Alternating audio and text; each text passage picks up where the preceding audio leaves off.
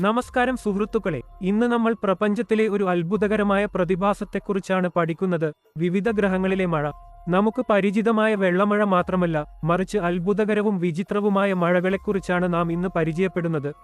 നമുക്ക് എല്ലാവർക്കും പരിചിതമായ ഭൂമിയിൽ നിന്നാണ് തുടങ്ങുന്നത്. ഇവിടെ വെള്ളമാണ് മഴയായി പതിക്കുന്നത്. ഈ മഴ നമ്മുടെ ജീവിതത്തിന് അത്യാവശ്യമാണ്. കൃഷി, ജലവിതരണം, ആവാസവ്യവസ്ഥ എന്നിവയെല്ലാം മഴയെ ആശ്രയിച്ചിരിക്കുന്നു.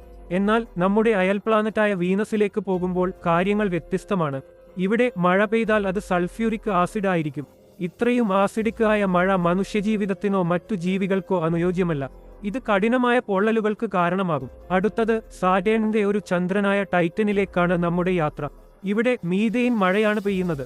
ടൈറ്റനിലെ അന്തരീക്ഷം പ്രധാനമായും നൈട്രജനാണ്.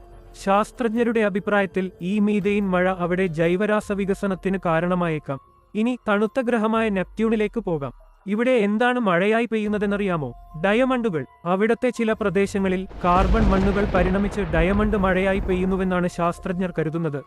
നമ്മുടെ സൗരയൂഥത്തിന് അപ്പുറം മറ്റ് നക്ഷത്രവ്യൂഹങ്ങളിലെ ഗ്രഹങ്ങളിലും വിചിത്രമായ മഴകളുണ്ട്.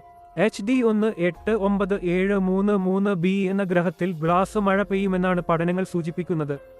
56b എന്ന ഗ്രഹത്തിലാകട്ടെ ദ്രവരൂപത്തിലുള്ള ഇരുമ്പ് മഴയായി പെയ്യുമെന്നാണ് കണ്ടെത്തിയിരിക്കുന്നത്. നിങ്ങൾക്ക് ഈ വീഡിയോ ഇഷ്ടപ്പെട്ടെങ്കിൽ ദയവായി ലൈക്ക് ചെയ്യുകയും സബ്സ്ക്രൈബ് ചെയ്യുകയും ചെയ്യുക. അടുത്ത വീഡിയോയിൽ കാണാം. നന്ദി.